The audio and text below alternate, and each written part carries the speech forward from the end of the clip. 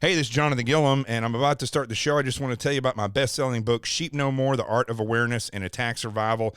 It's got 2 workbooks that go with it, but before you do anything in the workbooks, you want to go to the first cut of the book, Sheep No More, and go through it. And what it does is it shows you how attackers look at you. And that's something that most books, I really don't think there's any book out there that shows you this. It's got some stories and things in there and some case studies, but ultimately when you get through reading it, you're going to have a technique so that you can look at yourself from an attacker's point of view and then utilize that information to turn around and build better defenses. If you are a principal in a school, if you're a preacher in a church, if you own a business, or if you're just a single mom or a college student, this book is for you. Sheep No More, The Art of Awareness and Attack Survival. The 2 workbooks help you go more in depth and actually put the rubber to the road.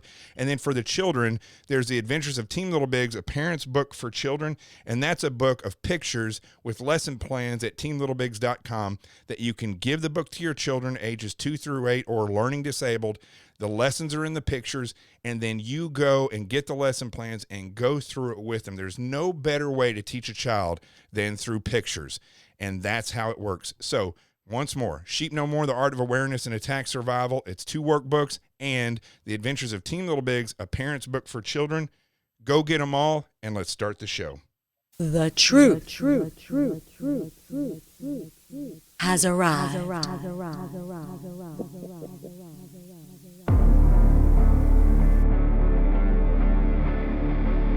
My name is Jonathan Gilliam, and this is The Experts.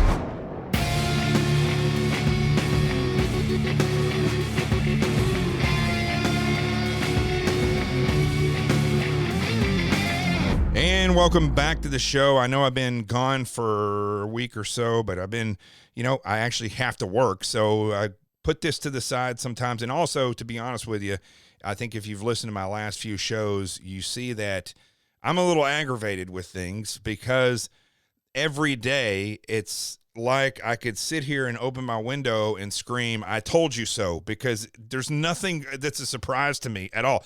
I'll take that back. One thing that was a surprise yesterday was that they said the Biden administration is now planning on continuing to build the wall. So I ran out real quick to see if the sky was falling or if hell had frozen over, because that was a surprise for me. And it just goes to show you, folks, that effective solutions in a crisis situation are always what you want, no matter what the Democrats say about letting no good crisis go to waste. You have to have effective solutions if it's a real crisis, and that's where most politicians fall short. So I figured, that's a good intro, because I want to start having, I started a business with a couple other people on Long Island in New York, and we'll do this all over the country, but we have 5 clients right now, and we are helping people with their campaigns so that they, because a lot of people don't know how to run. And contrary to popular belief, the Republican Party doesn't just jump out and help you run a campaign. So we're building a system where we're identifying people who want to be a leader, who have certain qualifications, but more than anything, understand effective solutions. And so I figured, let's bring on, because I really want to start getting into this with people who are running, not just people that I handle, but a good friend of mine, Derrick Van Orden. He is 26 years in the SEAL teams. He did 5 combat deployments, and you might have seen him in the movie Act of Valor. If you haven't watched that, you should go watch it. I think it's one of the only movies that Hollywood's ever done, really, where they're using live fire, and they used real SEALs in the movie. But Derrick in Wisconsin is running for Congress. And what district is that in, Derrick? That's the 3rd district. We're in southwestern Wisconsin. We're along the Mississippi River mostly, but we also kick out into central Wisconsin over to Portage County. So I've interviewed you on the radio before, and I wanted to have you on the podcast, and you're going to be announcing, like we were just discussing before we started this, the worst kept secret ever in the history of politics, but you're running for Congress, and you're making an official announcement tomorrow. But I think, this is a step in the right direction, but you and I both have talked about not necessarily what the Republican Party doesn't have, but what the Democrat Party and the socialists do have that we don't have in the Republican Party, and what conservatives and Christians and people of all other religions need to realize is that the Democrat Party can muster riots, protests, or celebrations with a phone call anywhere in the United States, and that's how they're winning these things. It's not just by stealing elections. They are literally indoctrinating people and then utilizing them through a system that they have built. So, Derrick, first of all, I'm sure you've seen the movie. Oh gosh, it just jumped right out of my head. What the heck was the name of that movie where they had the puppets that acted out like superheroes? Do you remember that movie? You know what I'm talking about? The guys that did South Park. Team America. How could I forget that? Team America. Okay.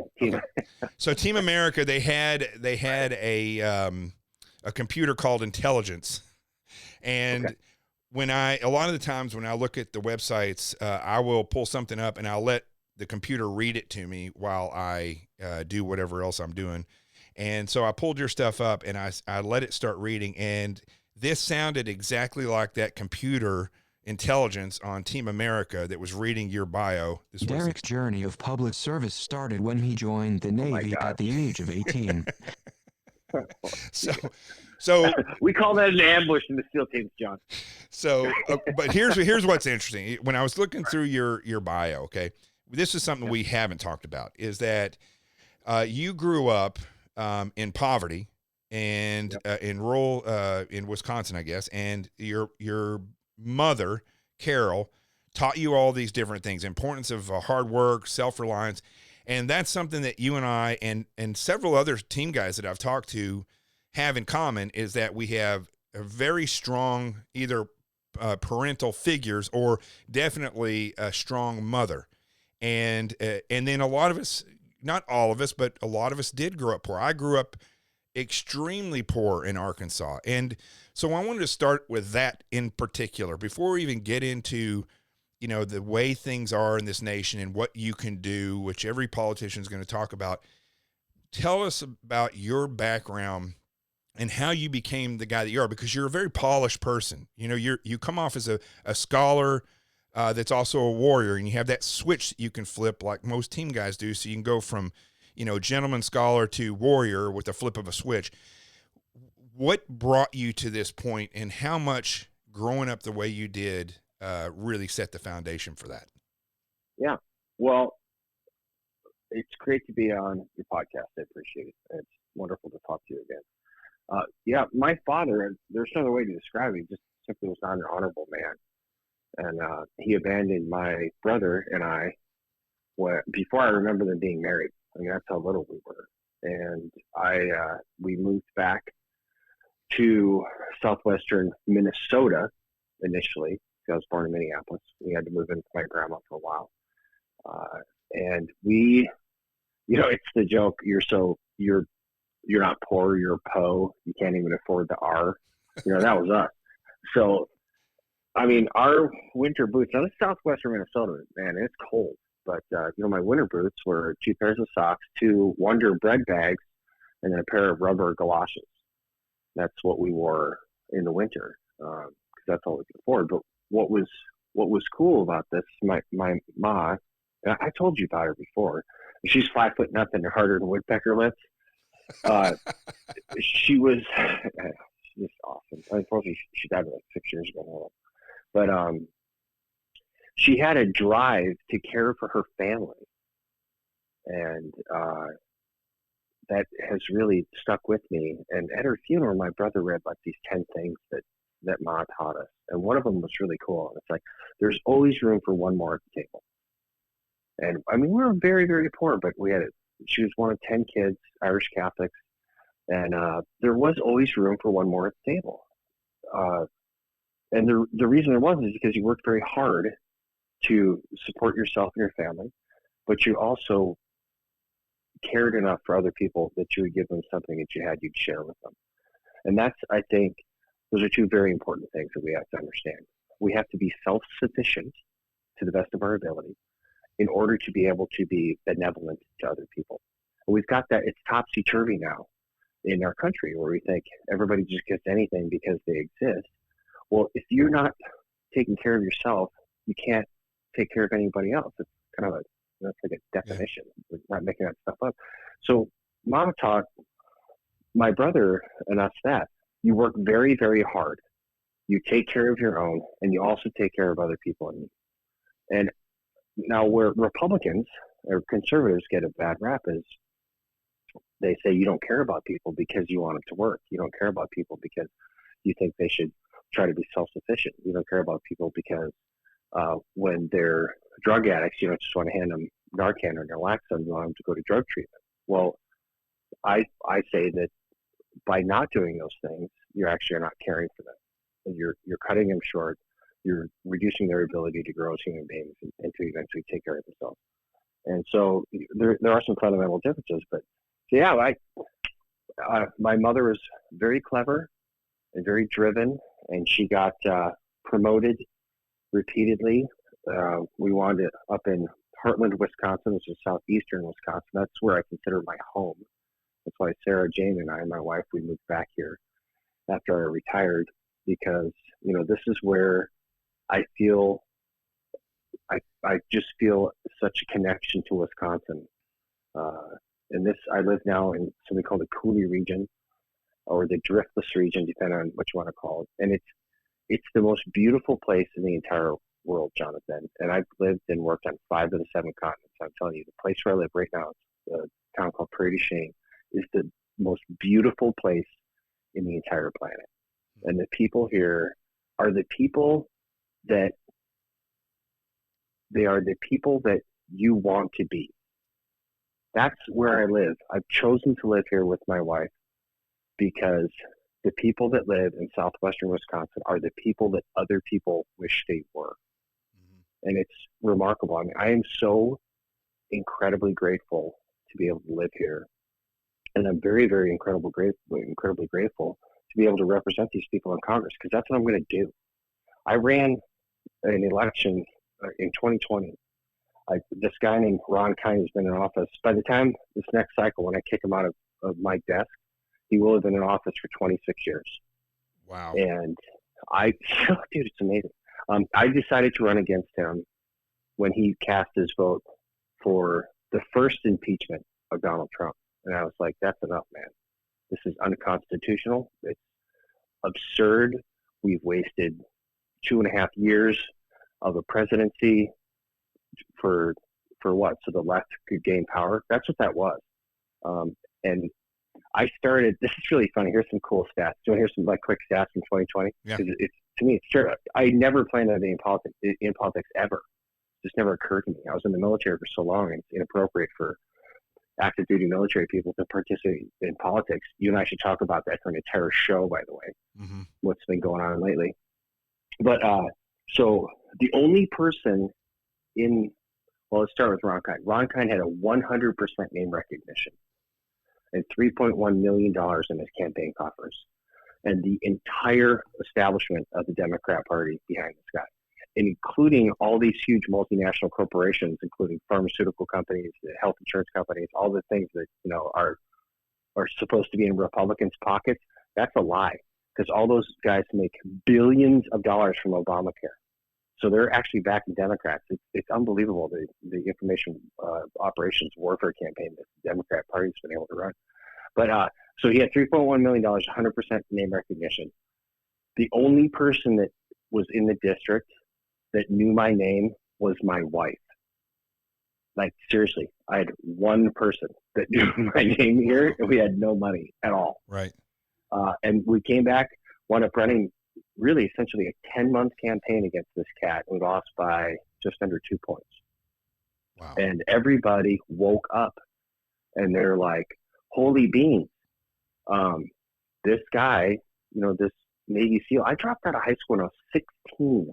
I got a GED when I joined the Navy. I got my undergraduate degree when I turned 44 because our youngest daughter was saying it's too hard for her to go to college. And I said, look, I'm going to go to college as an active duty Navy SEAL, online stuff and at night, to show you that you can do this.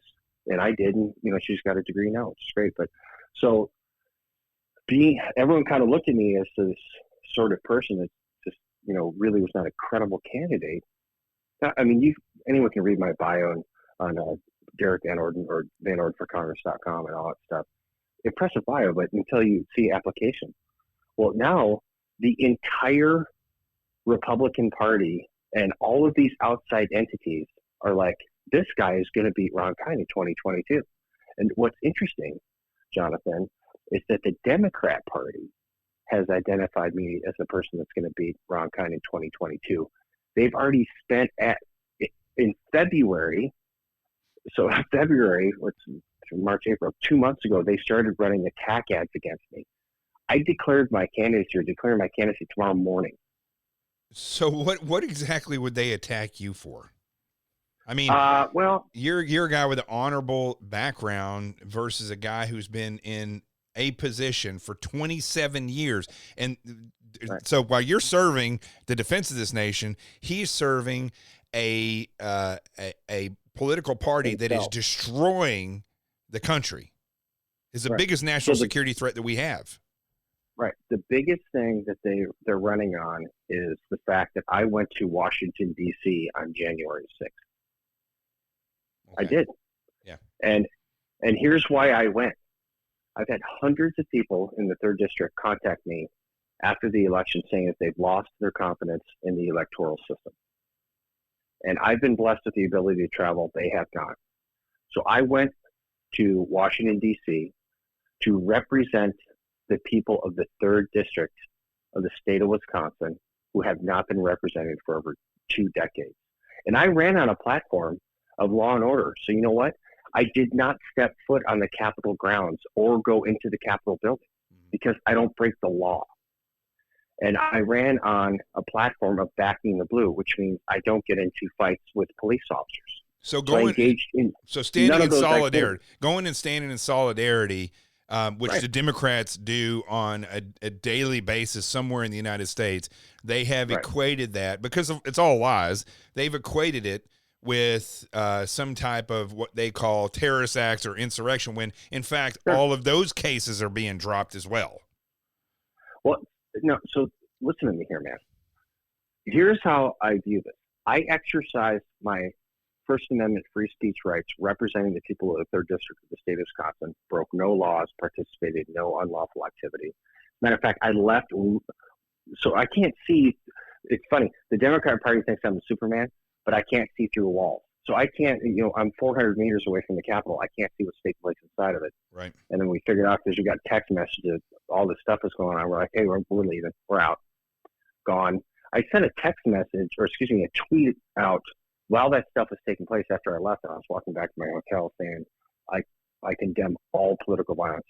And here's something people may not want to hear this, but so I'm a 51-year-old Navy SEAL with 5 combat tours. I'm a 100% permanently and totally service-connected disabled veteran.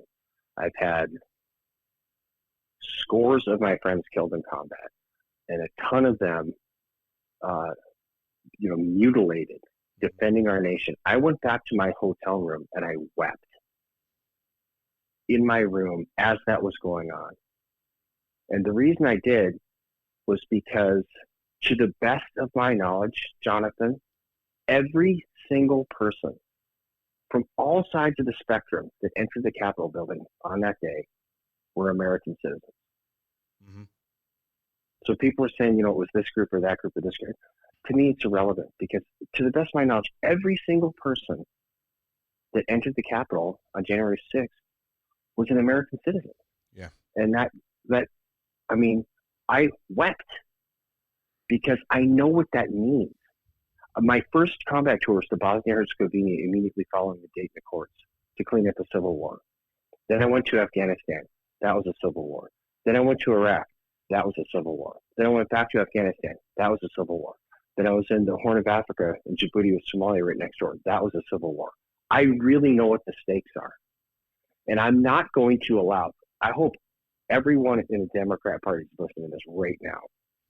I am not going to allow these people to rewrite this narrative of my life. or of my service. I shall not. So I have broken myself on the altar of democracy, and I will not genuflect on the altar of wokeness. I shall not do that. The people in the United States of America, the state we're in this nation right now, is because good people, men and women of good cheer, have not stood up vocally and said enough. Well, I'm saying enough. Mm-hmm. So I condone unequivocally all political violence. Whoever's committing it, I don't care.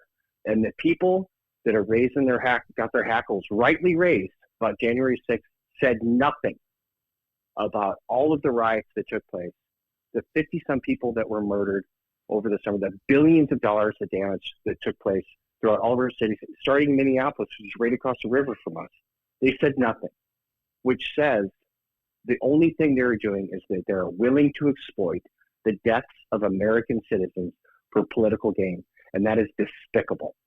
And this guy, Ron Kine, that I ran against, that I'm kicking out of my desk in 2022, he was one of those people that jumped on that bandwagon that is willing to and is willfully using the deaths of American citizens for personal political gain.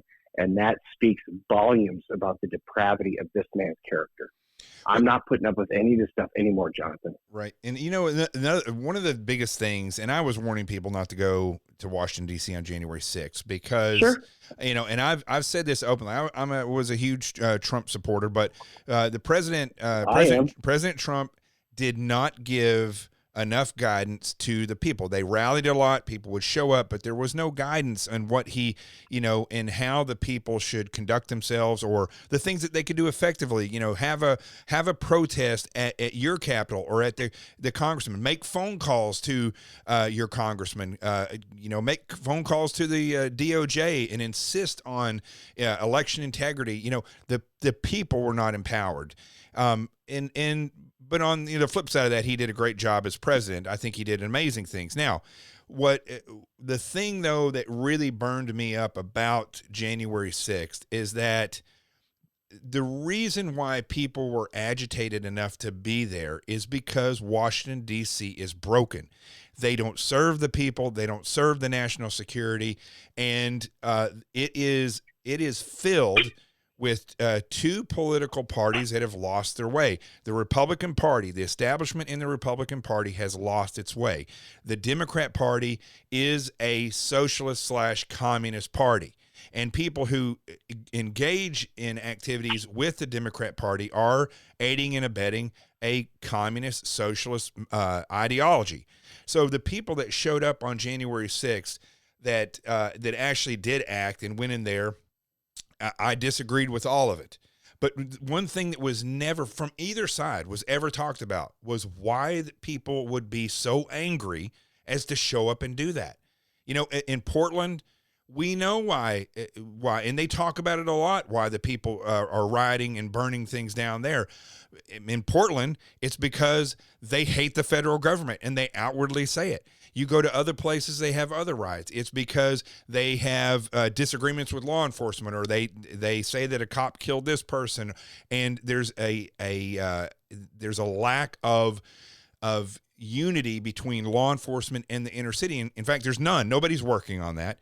But January 6th, when that occurred, the reason people showed up there was to show support for the president, and the people that were angry because our government is broken.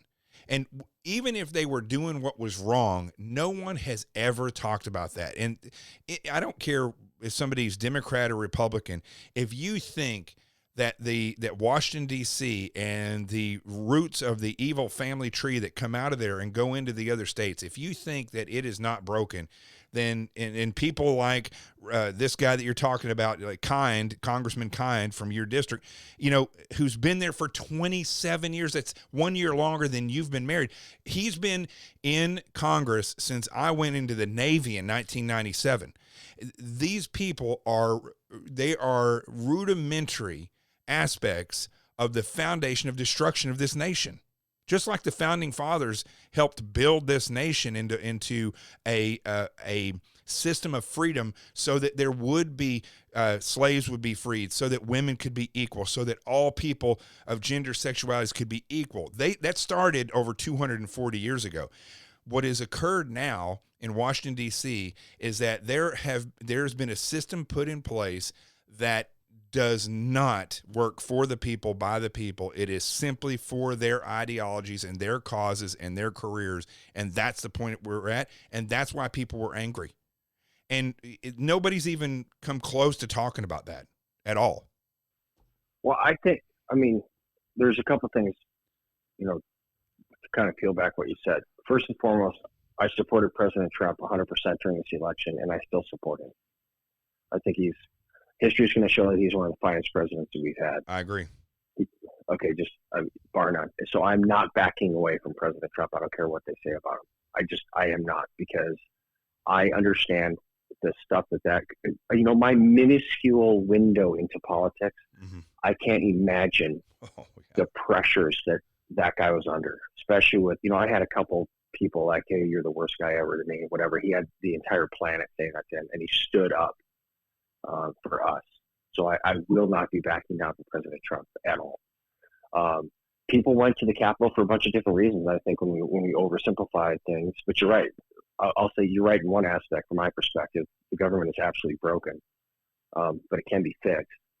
But some people, the people that contacted me, nobody said to me, "Let's go burn down the Capitol. Let's go get it," except because I was absolutely to kick rocks. Right? I don't do that. But a lot of people were just so disheartened by what took place because of the electoral system. I've spoken now to, thousands of people after the election. I've had adults, men and women, come up to me sobbing. I'm sobbing, Jonathan, puffy eyes, like, I will never participate in an election again. Yeah.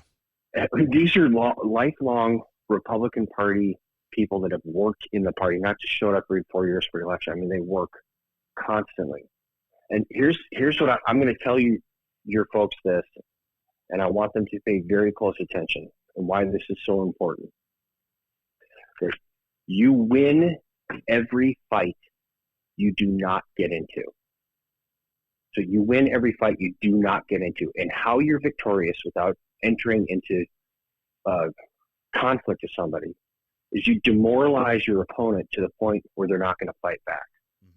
And then if you're really good at it, you demoralize your opponent to the point where they won't even defend themselves. That is exactly what the left is doing to the Republican Party right now, or trying to. So they're pushing it and beating us down to the point where we're not going to fight back.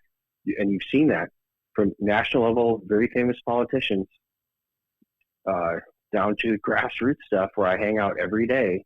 And people are going to get to the point where they're not even going to defend themselves at all. So you just smack them about the head and neck, and they're not going to do anything. So I want everyone listening to understand that if you are withdrawing from the process, if you are removing yourself and saying, I'm just going to stay here, you guys do your own thing, you're falling right into the hands of the left. And you might as well be filling out a write-in ballot for Che Guevara for office in 2022 or in 2024. You're going to have to write him in because he's dead. But the point being, if you're not participating, you're actually degrading the ability for our country to be free. And here's why. This is a root cause, Jonathan. Republicans want nothing to do with the government. Not as bad as libertarians, but we don't want anything to do with the government. We don't want the government in our business. We want to live our lives, run our businesses, or work at a company. That's in a union or not. That's what we want to do. We want to take care of our families. We want to have barbecue together. We want to have baseball games. We want to work on our trucks. You're building a motorcycle. You want to do all. That's what we want to do. I don't want to tell my neighbor how to live his life. I don't want my neighbor to tell me how to live my life. That's who we are as Republicans. Democrats, for some odd reason, feel compelled to want to tell me how to live my life. And it becomes a lifelong aspiration to exercise control over their fellow citizens.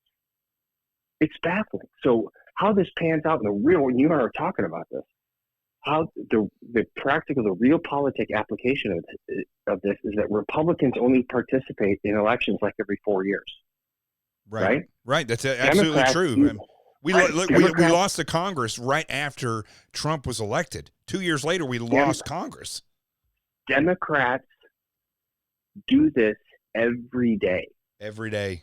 Every day. So check this out. We have children or young adults, depending on what age they are, graduating from high school who can't read or write.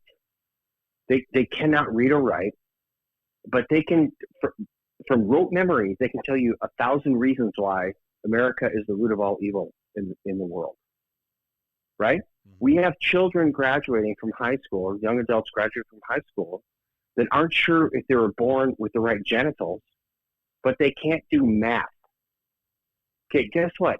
Donald Trump didn't do that. Jimmy Carter didn't do that. Ronald Reagan didn't do that. Joe Biden didn't do that. You know who did that? Your school board. Mm-hmm. Your school board allowed that curriculum and those teachings to take place in the school that is influencing your children. So we need to run for school boards. People are like, these roads are horrible out in front of my house. Joe Biden isn't going to do that, people. You know who is? Your county board of supervisors. All of these things that we put on a federal governmental level, by the way that our country is structured, it's not them. And the Democrats figured that out in the 60s. That's why they started running for local offices. That's why they started getting jobs in the government.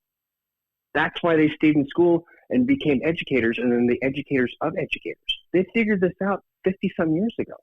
So this is not. I want people to have confidence, Jonathan. I want them to know that there truly is. The sun is rising in America. It's not setting. Don't listen to these clowns. Mm-hmm. The sun is rising in America still, but it's going to take work. It's going to take work, and it's the hard work every single day. Because if you do not, this is a counterintuitive thought. If you do not want the government in your business, you need to get in the business of government. Think about it. Yeah. You don't want them messing with you. You got to make sure that you can get into government lawfully and say, we're not going to do this. We're not going to tolerate these behaviors. We're not going to allow this intrusive government overreach. We're not going to allow the Patriot Act's got to go.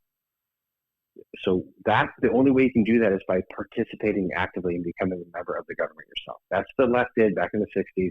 And right now, our slow walk to socialism has become a 100-yard dash. And you know why? It's our fault as Republicans for not participating. We gave it up to the local level. We abdicated our responsibilities. Yeah. So you know the deal, bro. As a SEAL in a hot wash, you get back from a mission, you look in the mirror, what did I do good and what did I do bad?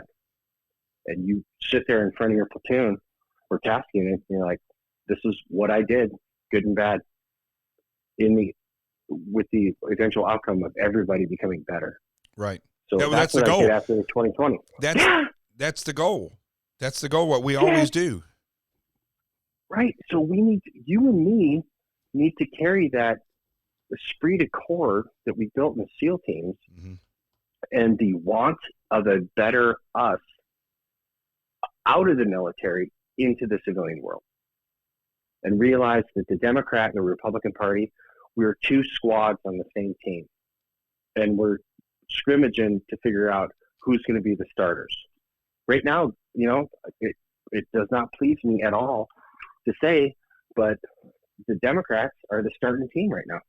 Right. They're on the field, but how it's supposed to work, John, is we're supposed to be on a bench supporting them and helping them, just like they should have been doing with President Trump, which they did not.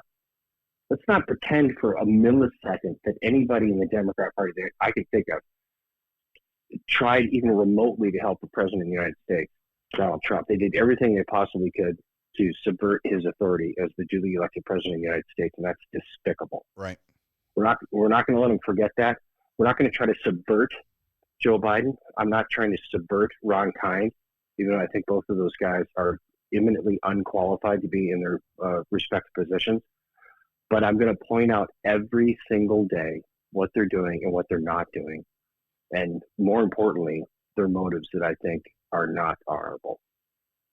That's America. Boom. in a nutshell. Wow.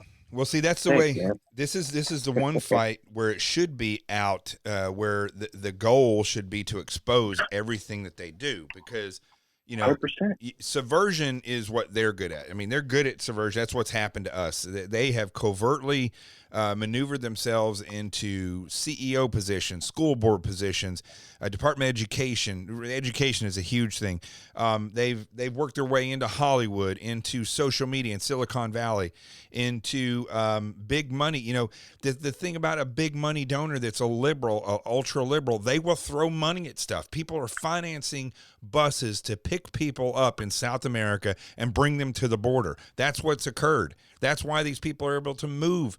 You know, I when I was in the teams, I did all Central South America, and there's no way these people could afford a bus ticket, let alone a T-shirt. And they're somehow able to make it from, you know, Honduras to the border of the United States in 2 weeks.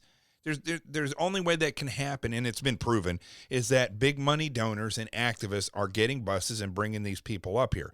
And the thing is, the Democrat Party has all these people. They've been running this system and financing these things, and they are integrated to such a fashion. They're like, you know, the Dallas Cowboys, you know, how every year they would win and win and win and win. But they, you know, they had great coaching, and they showed up and they played a very calculated game. You know, well, you love them or hate the Dallas Cowboys. That's why they were good. And that's what you see, the people who win in professional sports. You see people who show up and work effectively as a team in a calculated manner, and they have standard operating procedures, task organization. They work very clear. There's no chaos in there. And I hate to say this, but that's the Democrat Party. Now, they may be crooked and evil as hell, but that's the Democrat Party. They are calculated. They have task organization, standard operating procedures. They like you said, they're the home team. They're the winning team. And they seem to continue to win, and everybody wants to lay it on saying the election was stolen. But listen, it doesn't matter, because the problem we have in Washington, D.C., and now at the local level, is that people, and I'm talking about not people running for office, but the people who need to vote, don't get up. They've been convinced, like you said, to not get in the fight and to sit on their couch and grumble about it on social media. And that's all they do. And then once somebody gets in, like gets in Officer Joe Biden, all they do is sit around and talk about woe is me and I can't stand this. And we need people like yourself, not only that understand effective solutions, but also understand, and I know this is where you're going to be good, getting the people involved and getting them motivated. I used to say this when I went through Ranger School, right? 3 o'clock in the morning, these guys didn't want to do it. They're not SEALs, right? These are mainline infantry guys that came in, and some of them go on to be Rangers. But if you're going to be a captain in the Army, most likely you're going to go through Ranger School. And so when I was there, I was only SEAL there. And at 3 in the morning, when I'm amped up, these guys are solar-powered Rangers, and they really didn't want to be there. They had to go there, and so I had to figure out ways to motivate these guys and get them excited about what we were doing. Sometimes it came down to having a talk with them. Sometimes it came down to slapping them in the back of the head or grabbing them and shoving them up on the line, you know, and putting them in their position so they could see, you know, to the left and the right and who's flanking. But the point is, you got to motivate people. I learned that you can send a monkey into space, but a human will not go if you don't motivate them. And we have our conservative population in this nation is not motivated to get up and do things on their own. It takes somebody like Trump, like yourself, who can get out there and motivate the people to actually take part in it. Well, you're correct, man. And we kicked off the stats about the 2020 campaign that I ran. You know, no name recognition, no money. He had all the money, all the name recognition. People didn't realize until really about the last 3 weeks of the race that I had a real potential to beat this guy. But the reason that we were able, and I say we, not the royal we, but I formed this team You know the deal, dude. If you don't form a high performance team, you're never going to be able to form at a high performance level for anything longer than 10 minutes. You need people, if you're going to knock on doors, if they're knocking on the door, Right. they're just as excited about it as you are running. Right. But Jonathan, the reason we're able to get so close to this guy and the reason that we will crush him in 2022 is the message. And my entire message was based on 7 words: life, liberty, and the pursuit of happiness. That was it. So when there are times of crisis, as people of faith, you're supposed to fall back to your sacred documents. I am a Christian, so I fall back to the Bible. When I'm worried about things, I read the Bible. Mm-hmm. And as a secular society, because the United States of America is a secular society, it is. All the foundational documents are based on Judeo-Christian principles. You cannot deny that. But we're still a secular society. What we should have done when all of this stuff took place was we should have fallen back onto our foundational documents, the Federalist Papers, the Declaration of Independence, and the Constitution. If we had done that and read those things, because as far as a temporal circumstance, those are eternal principles, interestingly enough, because they're biblically based. Mm-hmm. So if we had done that, and you think about all the stuff that's coming out now, and we're saying, well, it's not 6 feet, it's 3 feet, or it's not 1 mask, it's 2 masks, it's this business is essential, that one's not. You can eat that, but you can't do that. You can stand here, but you can't do there. All of those things are basic predicates for freedom, right? Congress shall make no law establishing religion nor preventing the free exercise thereof, nor the abridgment of free speech or the press and all that stuff, right? So that's the First Amendment. All of that went immediately out of the window because people were scared, and I get it, they're scared. And that empowered this long series of petty tyrants who have now become drunk on power. Mm-hmm. So what we did fundamentally is we forgot where we came from, and that goes right back to what we just talked about, the school board. Because the people now that are adults in the United States of America have no idea what the Constitution actually says. I walk around with a pocket copy of the Constitution from the Heritage Society. So there are fundamental things that are wrong with the nation now. But I firmly believe that they can be fixed. The ship is not sinking. We're listing, Jonathan, but we can right the ship. So we have to maintain the belief that we can, because it's true. I don't lie to people. It is true. We can do this. I'll go the even. Showed us the other side, bro. Yeah. They showed us the other side. They took a nation that was very functional and going, and they're driving it into the ground 51 years or 52 years ago. So we can do this. It's not going to be sexy. There aren't going to be lightning bolts or people pom-poms jumping around or whatever the heck. It's going to take the grind of everyday working, talking to your neighbors, showing them that your vision, economic prosperity, personal freedoms, the ability for every single individual, regardless of anything you want to put in front of them, white, black, woman, LGBTQ, any qualifiers for a human being, an American citizen, any of those things you want to put in there, I want them to be able to rise to the highest level of their ability. When we start telling people that, because that's the truth, mm-hmm. they're going to flock to us, because people seek the truth in times of trouble after they realize that what a lot of folks do and what our government has done nearly writ large of the Democrat Party has been lying to them. They're coming over here because they want freedom, because they're human beings, and we're Americans. Let me say this, because the analogy you gave about the ship listing, let me break it down into something that you and I both know, which is VBSS. That's where we go on. It's a ship takedown, right? So what do we do? This is not classified information, but what do we do when we take a ship down? We go to the engine room, and we go up to take over where they steer the ship, and where all the command. You go to the bridge, engine, right. And the bridge, and engine room, and after steering. Right. So we go to take over the command and control of the ship.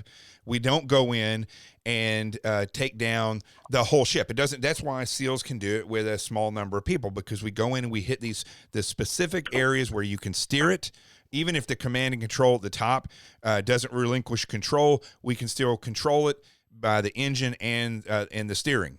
So, but if we can get somebody up in the bridge, then we can have total control of the ship, regardless of how many people are on that ship.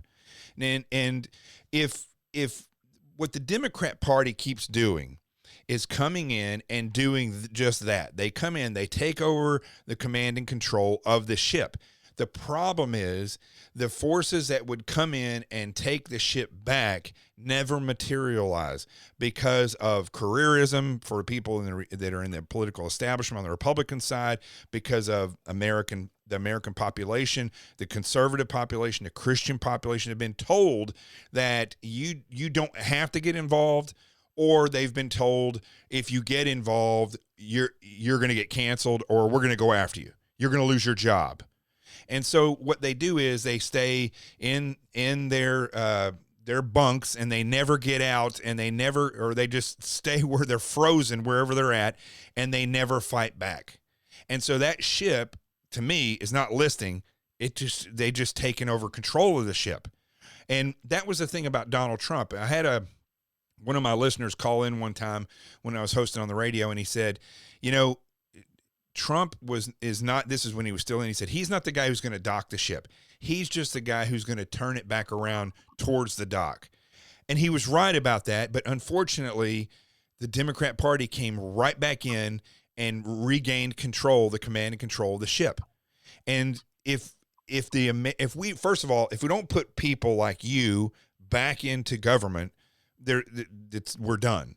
But even if we do put people like you in government, but the people don't get involved, and they don't get out of their racks, and they don't go up there and fight back, you yourself will not be able to take over the command and control of that ship.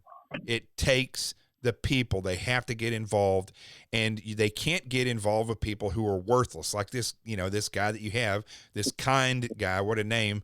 Definitely doesn't fit the person, but that's one of the reasons he's still in office, man. Right. So and that's the other thing that they do. Even when they're not in command and control of the ship, they have their minions in Congress. I mean, look at how when we had the Senate and how they treated Trump, and they brought up all this stuff, and the Republican Party never fought back. I saw committee hearing after committee hearing. I could count on Louis Gohmert. I could count on maybe 2-3 other people to stand up to the Democrats. But no one on the Senate side, with the exception of Ted Cruz, would do anything.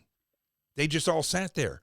And so we need people of action in Congress, but we also need the people of action. We need people who are going to stand up and stand behind you so that you can take command and control, and that they can fight the good fight. And that is missing. Jonathan, well, hey, guess what, man? There's a new sheriff in town. There's a crop of folks that are just saying, we're done with this. Yeah. What we have to do, and this, you've led men in the military, right, the FBI, and all this other stuff, right? You've led people. I mean, men in the military, people and the other agencies you worked with, but you got to show them a vision. Like, this is what I want to happen. It's a commander's intent in the military.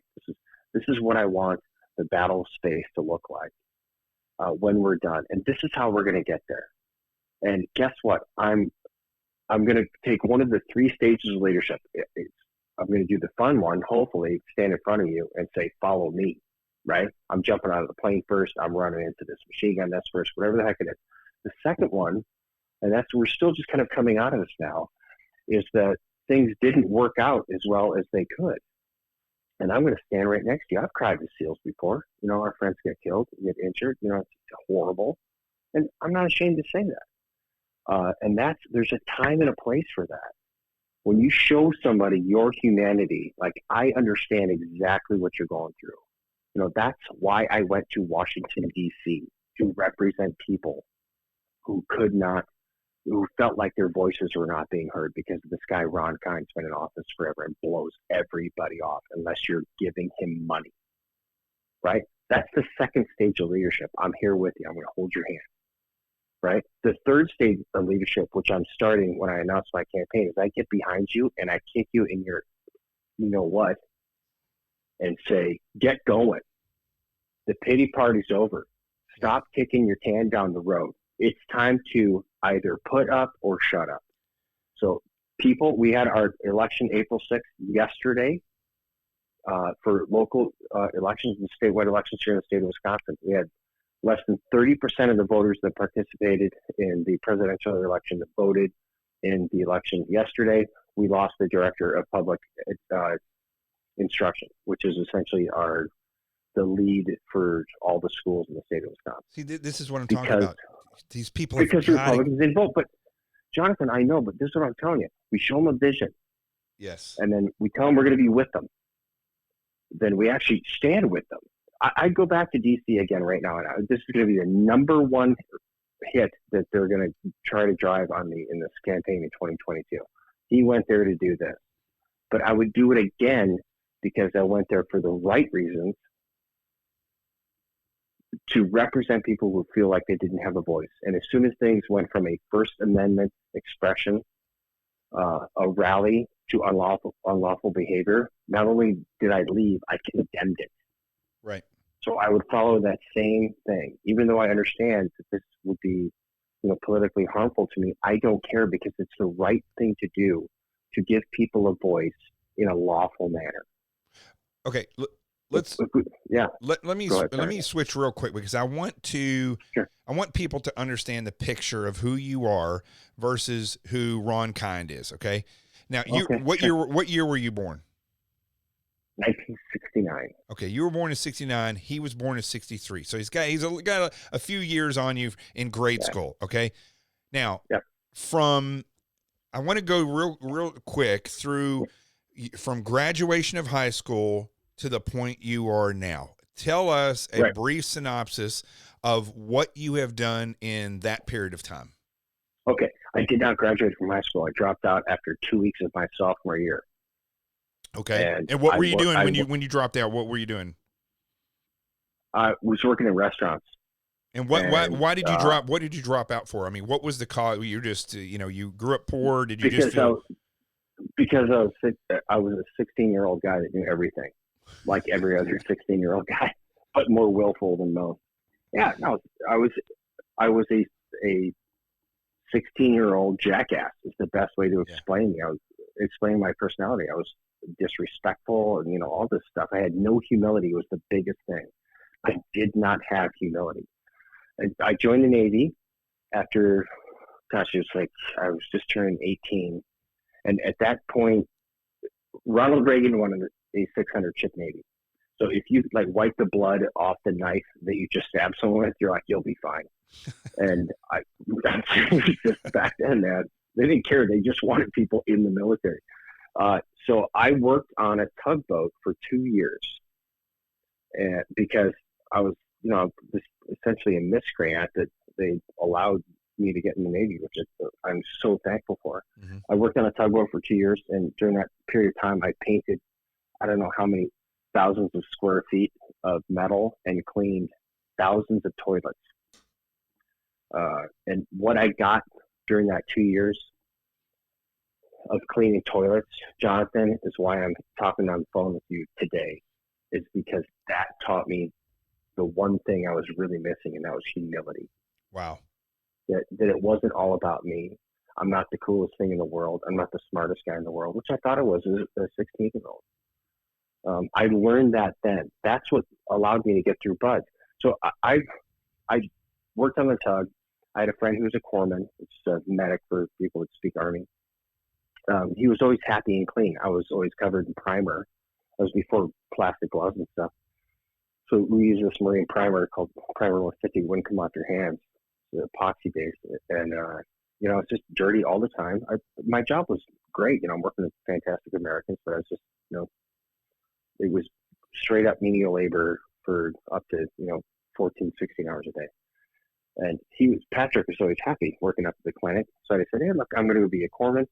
I struck for the corpsman rate. I worked for about 6 or 8 months at the clinic. I got selected to go to Corps School. I went down to San Diego. I found out about the SEAL teams then. in San Diego and said, "Hey, I'm going to go be a SEAL." They're like, "Well, you can't do that." I'm like, "Of course I can." Well, What do year you was mean? that? What year was that? That would have been 1991. Okay. So nobody knew about the And SEALs then.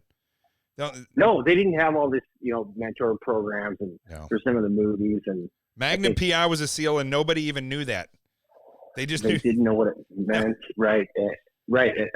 When I was in Bud's, Rogue Warrior came out. Right. The original. I mean, that's how old I am, dude. So,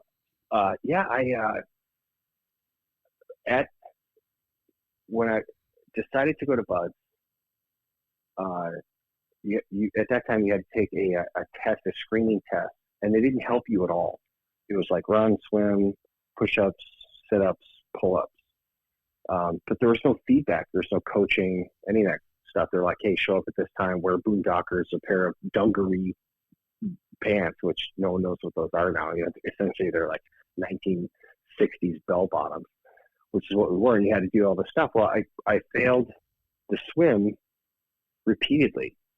I could do everything else, but you had 3 chances to pass this test, or they never wanted to see you again. It's like you're banished from the human race. Get out of here. Don't show up.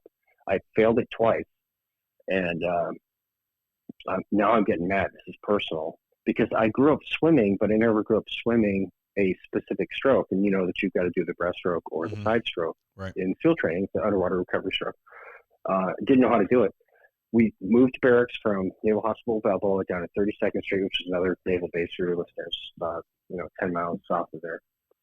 And I'm steamed now, and there's this 9-year-old child in the pool who is doing the side stroke. Like, I see him doing the side stroke, and I was like, "Hey man, can you show me how to do that?" And he was like, "Sure. Grab an apple, pull it down to your chest, move your other hand up, grab the apple, throw it away, reach up, grab another apple, pull it down your chest, grab it, throw it away." You keep kicking the whole time. That's the side stroke. So because I cleaned toilets, Jonathan, for 2 years, I was humble enough to ask a 9-year-old child to teach me how to do a swim stroke. Hey, some of those kids are freaking ballistically fast, by the way. Right. But the whole point being is that if I was my 16-year-old self, I would never have, demeaned myself to talk to this person and ask him for help. Right. That's what cleaning toilets did for me. So, I mean, I'm more thankful. At the time, I really didn't like it, but, I'm here today because of that. I'm here today because I cleaned toilets for 2 years and was humble enough to ask a 9-year-old how to swim. And then I went to, Bud's and graduated and did all those other things after that for a few years and really drove myself. I was a SEAL for over 21 years. And during that time, I spent over 16 years away from home. We have 4 kids and 6 grandkids now. But, when you're in the job, you're in the job. That's what you're doing. Right. It's a sacred mission. So that's what I did. In the service for a long time. I retired from the military. I did corporate leadership for a while, did a lot of consulting. And then we started a cafe, North Wisconsin, a farm. I love the country. We ran it for a couple of years, and then I found out about, politics. It really occurred to me. I got so mad about what was taking place. And there's a saying that if you spend a lot of time griping about the sermon, it's time for you to go to seminary. Right.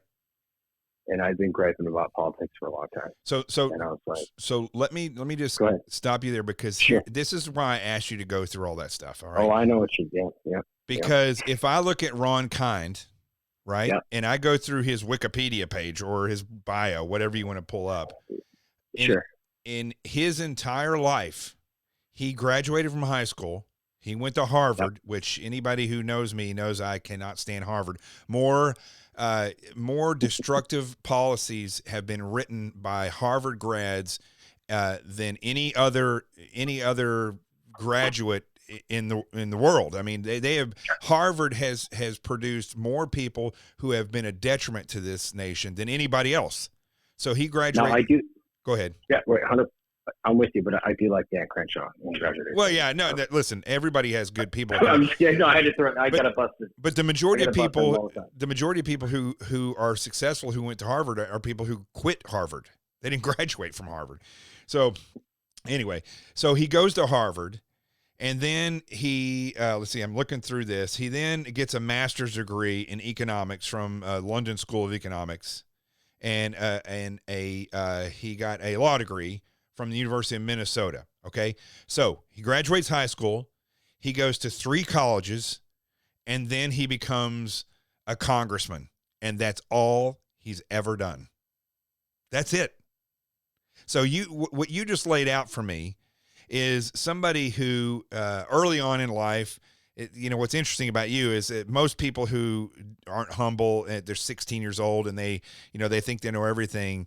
They grow up and realize that they don't. I would have to say that you kind of grew up in whether you realize it or not, while I'm sitting here listening to it, I'm thinking, yeah, he probably kind of did know a lot. And that was probably the thing that was causing you problems.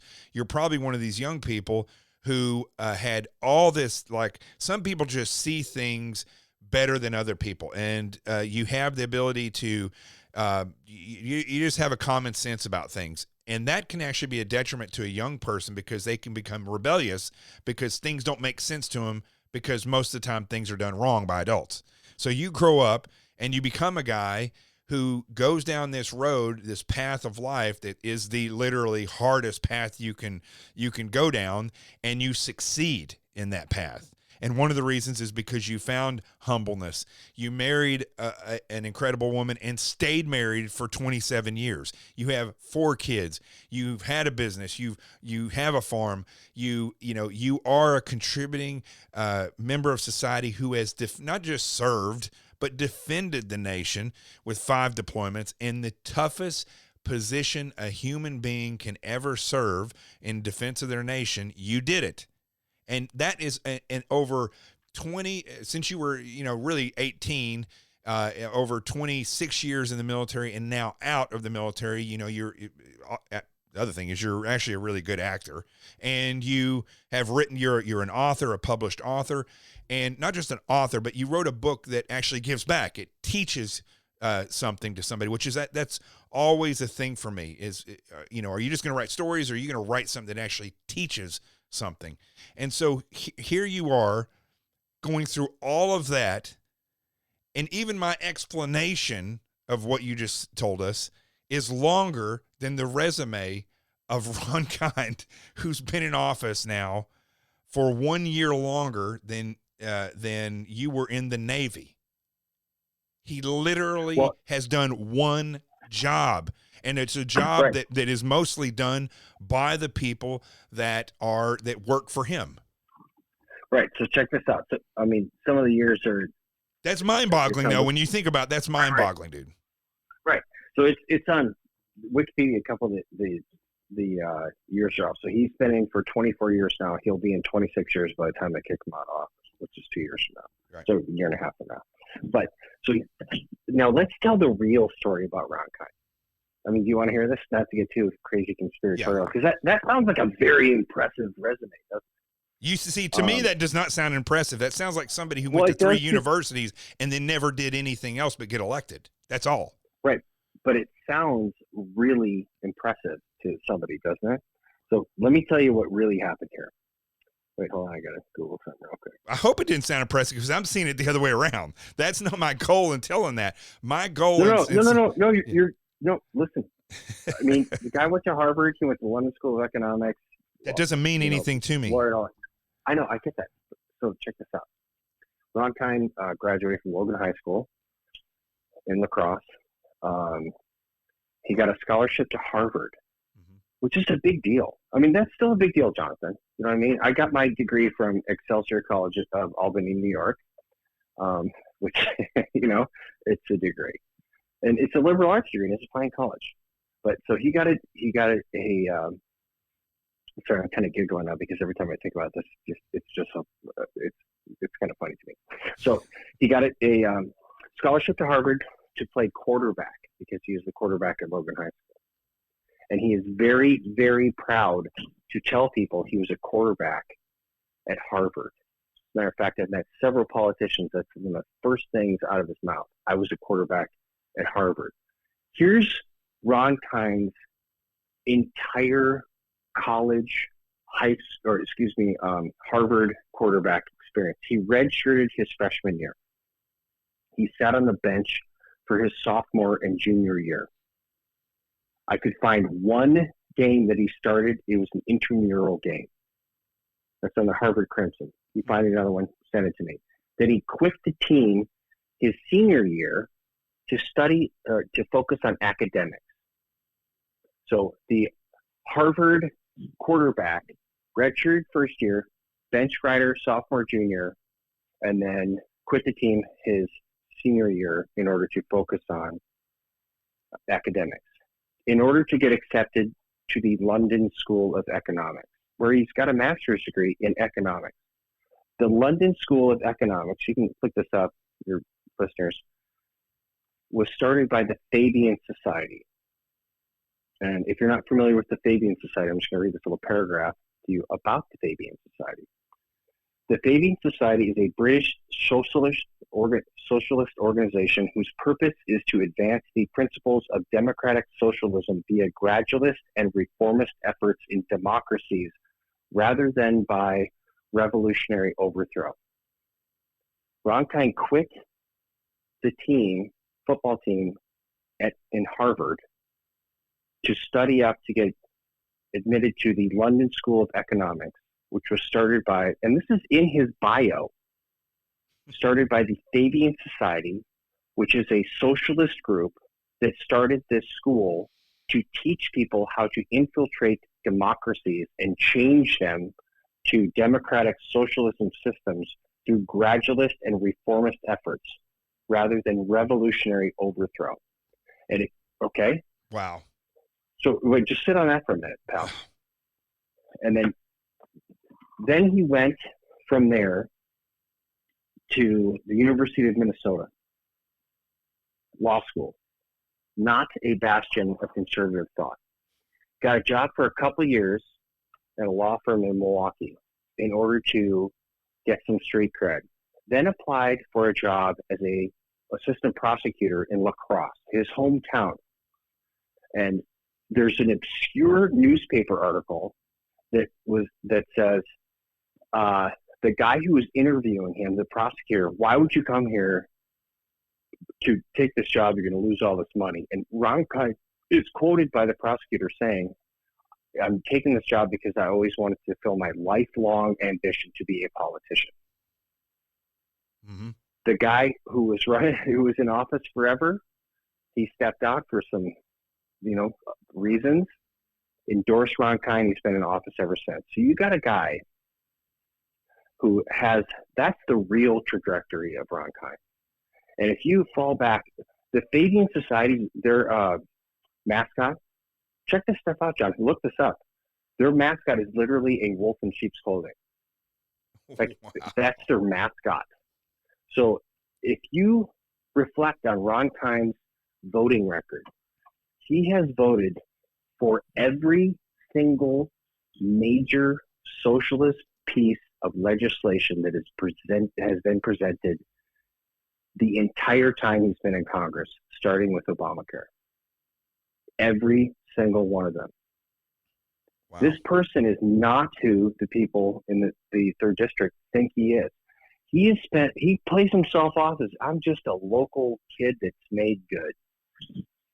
He went to Harvard. He went to the London School of Economics, UMinn, couple years in Milwaukee working, the rest of the time in Washington, D.C. He is the classic, typical East Coast liberal elitist masquerading as a Wisconsinite.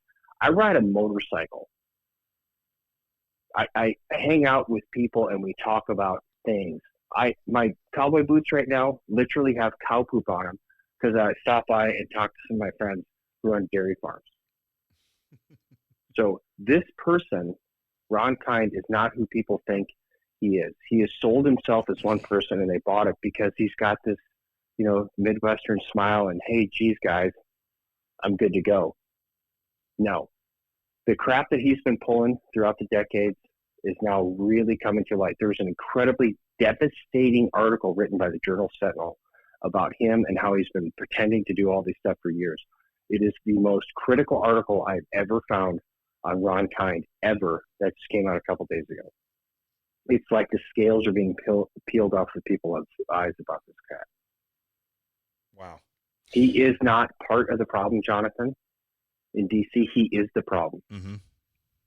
Literally. I mean, all of that stuff, people are like, oh, you're a conspiracy theorist. No. Do your own homework. Start with his own bio.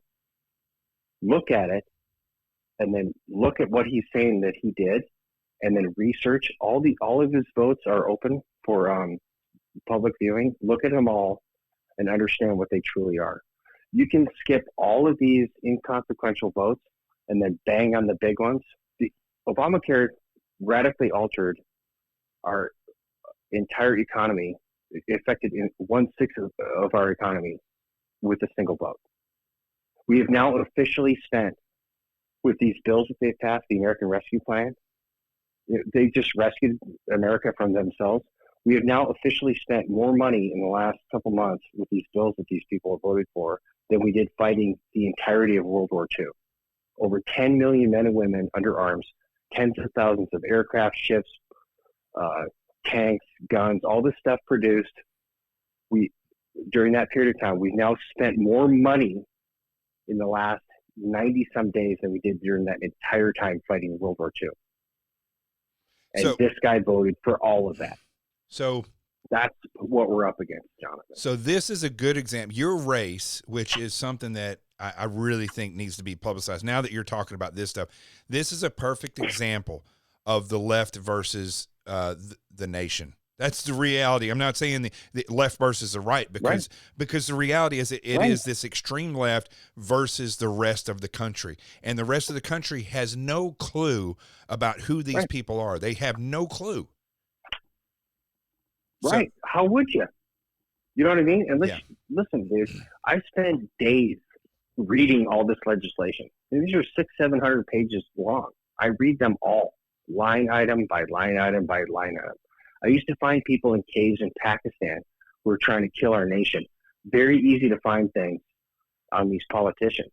And I just connected all the dots with these guys. I mean, they're not who they say they are. Everything you've been saying, you and I have different styles of communication. You're much more verbose than I am. I think I'm a little more like, well, hey, that's who we are. Big deal, right? But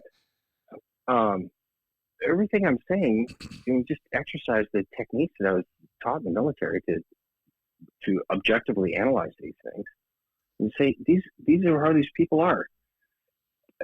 But what's more important is we have a better vision. The sun, again, is rising in America. It's not setting. Don't allow these people to tell you we're done as a nation, because it's just not true. And I'm going to stand next to these people. I've been punched in the face plenty of times. I had a tooth knocked out of my mouth during training. And I'm willing to take that. I'm willing to stand up for our fellow Americans and take it, because it's got to happen. We have 4 kids, 6 grandkids. And it is our duty as American citizens, the basic thing, the minimum that we are obligated to do is to provide the same amount of opportunities to our children and grandchildren that we were given. And I have every single reason in the world to be the biggest pessimist you're ever going to run into. I've had everything stacked up against me. And I've chosen not to allow that to affect how I'm going to live my life or how I want this country to live. And every single person that's listening to this podcast right now has the same ability. They just need to apply it themselves. So let's do and I'm this with them every day. Yeah. Let's do this. In order, so let's have you on a couple times over the next couple of weeks. That's what we'll do. Sure, man. We're at an hour and 13 minutes now. I think. Holy beans! Listen, once team guys start talking, that's what happens. So here's what I want you to do. I want you to real quick, just I know we've talked and we pretty much told everybody why they should vote for you, but I think this is a national thing. I think this is something that really needs to be put out there, and we can get donations from around the country from a national presence. But so what I want to hear from you is something that if you were going to give me a brief, and I was an admiral, and you were coming in there as a chief, and you're going to give me a brief. I want to know the macro and micro, or the 500-foot versus the 30,000-foot view of, or the local versus the national level. Because congressman, you may be a Wisconsin congressman, but you're going to make decisions that are going to affect the rest of the nation. So 100%. So why, should somebody in Wisconsin, in which district is it again? I'm apologize. I don't have my browser. The third district. Very okay. good. The third district of Wisconsin. Why should somebody from the third district of Wisconsin vote for you? And why should, this race be important to the rest of the nation? Give me the in and out of it. Roger, first and foremost, this race has been, for the Democrats, the top 5, and the Republicans, it's the top 2, really the top race in the nation. And I think it's in the top for the Democrats also, in order to flip the House. But right now we are seeing the tragedy of one-party rule. And if the people listening to this want to stop one-party rule, which our founding fathers did not want us to have one-party rule. That's why there's 2 houses of Congress and an executive branch and then the judicial, to make sure that there's a balance of power. Our government is completely out of balance right now. And what we can 100% positively affect to change it, to get it back to how it should be, which means you're able to have an argument, a scale of justice, is by flipping the House. The third district of the state of Wisconsin, the race that I'm going to win, is the key to making sure that the House goes back to a Republican lead so that we can have balance of power. Even a Democrat should want a balance of power, a sounding board. That's what this race is about, Jonathan. Mm-hmm. This is the race in the nation that will flip the House. And that's why it's going to be hot and heavy starting tomorrow. That's number one. That's the macro level. The micro level is the people that I've spoken to. I think, we did, the 3 weeks of COVID lockdown and all that stuff. And I was like, hey, look, man, we need to get out and speak to people, and we'll talk to them at their level of comfort. You want a mask, wear a mask. You want to social distance, do that. You want a Zoom call, whatever. We talked to people. We allowed American citizens to exercise the freedoms that they were given, that they're endowed by their creator with. So life, liberty, and the pursuit of happiness. You want to come talk to me? I'll come talk to you. If you don't, that's great. On the macro level, the vast majority of people that I spoke to were very clear that Ron Kind has not been representing them at all. Mm-hmm. They just have not. 70% of the farms that were in existence in the state of Wisconsin are no longer in existence, starting with Ron Kind's term in office. It's like 860 farms, some 847 farms, whatever the heck it is, are no longer here. Those are family farms, are out of business. Those were century farms, Jonathan. That means that farm had been in place for over 100 years within a single family. That's all gone because Ron Kind decided to side with Nancy Pelosi. They did not want to give Donald Trump a political victory by signing the USMCA because they were chasing the impeachment. That's what got me into this race. He did that. That didn't go away because this is a new political cycle. Mm-hmm. Macro level is I am the person that rides my motorcycle around and talks to everybody and gets dirt on my hands because that's who I am as a person. And Ron Kind's pretending to be this other folk.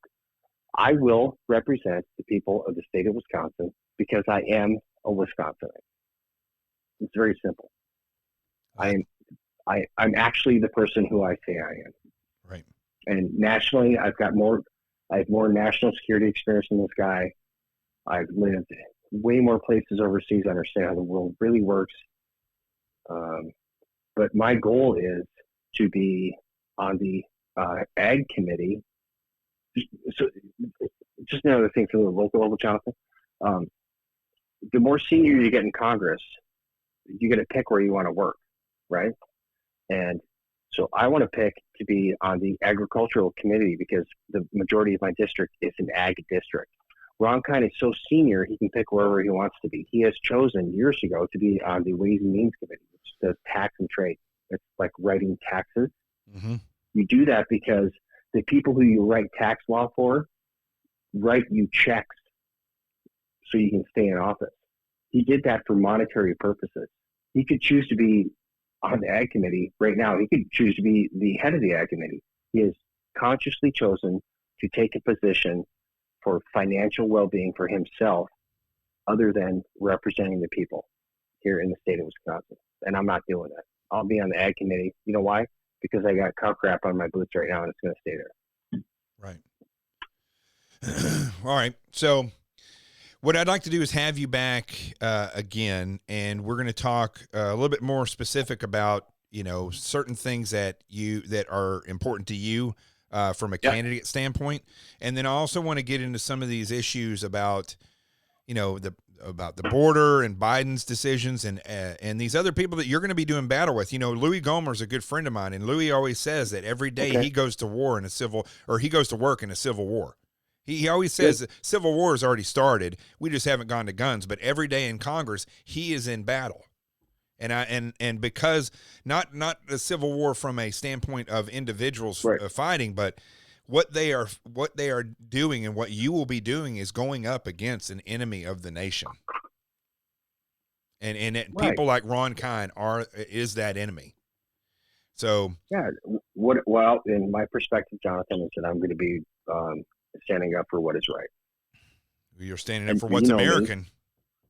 Yeah, because America is right. It's that simple. I mean, they're equitable. I want to thank you very much for having me on your show, and I'm looking forward to having some more discussions. And it's real funny because I think I will give you $1,000 right now if you can find a single interview with Ron Kind where it was just a free-floating conversation. No, it's always structured. They don't do this stuff. That's a joke. Yeah.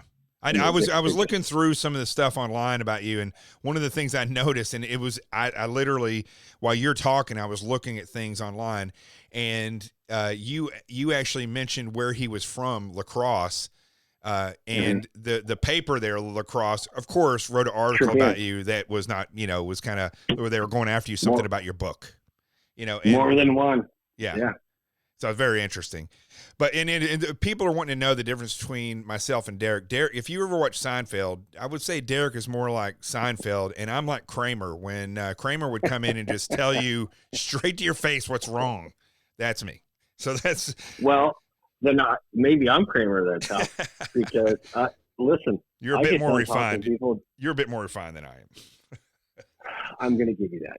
Okay, so you're Kramer. That's cool. Well, listen. I don't know. I'll tell you. Wisconsin, you're from Wisconsin. I'm a hillbilly, okay? I'm from where, and this is no joke, I'm from where little Abner was supposedly from, where Jed Clampett was shooting at some coon and up from the ground come a bubbling crude. That's where I'm from. Crude, of course. That's where I'm from. I'm literally from, I was born in Harrison, which is where Dog Patch, where they live, that's where that's from. And so, I grew up in an area where, we love the United States. You go up there still, a lot of incredible patriots up there. And, but, the way my mom is and the way I was raised is I'm just, I'm like you when you were younger. I mean, I'm refined past that, but I'm a humble guy. But when I see something, and you're a team guy, so you're like this as well. When I see something that is broken, I say we need to find at least 3 solutions for that, and then pick the best effective solution. And then if it's not broken, the thing that comes out of my mouth is leave it alone. Why do we need to mess with that? It's not broken. And but I'm very outward in that. And the older I get, and the more people I'm around, and the more ridiculous these things come. I mean, it is. We're not going to get into this tonight, but we can talk about things right now that the left is pushing. The cancellation of Major League Baseball in Georgia, all these different things where they're using corporations to push things that they want to make people think that they're woke and that they feel bad about these things and that you should be on. It's all an act by people like Ron Kind. And, I think one thing that we share is that although you're more polished than I am in some of these things, and I may be more abrasive, we both come to the same conclusions because we look for effective solutions. It's not rocket science, and there's not that many solutions to most of these things. It's just that you're told you're told when there's a light bulb that's burnt out, and you may think that we should get a ladder. I may think that we need to take a suction cup thing to get it off the, where if it's up in the ceiling, and you may say, well, let's use a towel. I say, well, let's use a glove.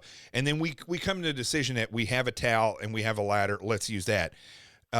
But the Democrats will turn that into, you're a racist because you want to use a glove, and you must be some rich snob because you want to use a ladder, so everybody else should be angry at you. And they turn these issues into things that help them get elected, and then other politicians don't solve them because that helps them stay in office.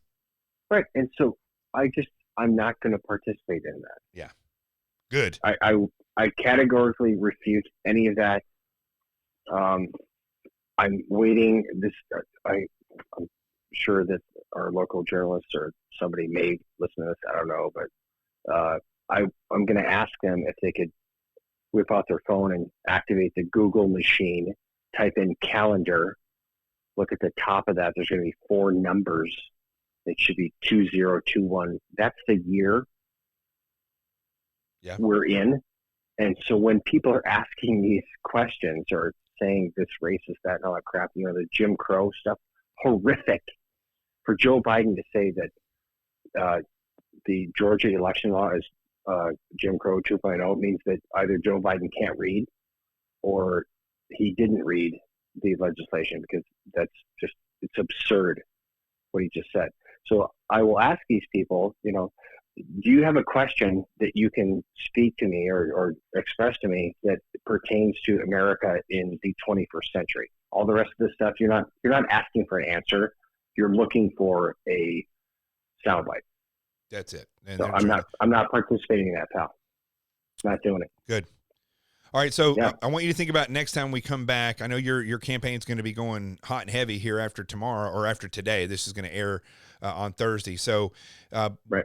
When there's an issue that you want to talk about, come on here. Let's talk about it. Let's hash it out, and that will give you a good. Consider this your platform instead of running your own podcast. Consider this until you do, which I'm sure you. For some reason, I see a podcast in Derrick's future, but let's. You can use this as often as you want. You want to come on here, and I'm sure that the people will love hearing this stuff because they love hearing guys talk about the past and also what we're looking for. Everybody's looking for guidance. Everybody's looking for, what are we supposed to do? And they need leaders to step up and make that known. So consider this anytime you need it. Yeah. You got it, brother. So, Derrick, before I let you go, real quick, how do the people get in touch with you? I know you probably have some swag. People are going to want that. It's probably going to be valuable one day. And there's going to be people nationwide that hear this that want to donate. How do they find out about you? How do the people in your area find out about you? How do they get in touch with your campaign? Well, thank you very much. Let's look at VanOrdenForCongress.com. Okay. There's a link on there to donate, VanOrdenForCongress.com. And here's what I tell folks in states like California. I hate to admit it, but I think that your votes, they're problematic. And if you really want to be able to participate in our constitutional republic and make some positive changes, it may not be for voting for Gavin Newsom, but if you get to VanOrdenForCongress.com, I would appreciate your help to make sure that we can end this one-party rule in Washington, D.C. That's huge. That is huge. In some of these states, like New York, it doesn't matter if a Republican runs in some of these places; they're not going to win. So that's actually a good thought. If you think that putting your money to your local race is going to do anything, donate to Derrick. I mean, these are the type of people that we need in, and it's Van Orden, VanOrden for Congress.com. You are correct, sir. All right, brother. Thank you very much. And I'll put this out today. Have a great first day of the campaign officially, and go out there and raise some hell, and let's put these leftists out to pasture. Roger that. I accept that mission. You got it. All right, brother. All right, man. Out. Thanks.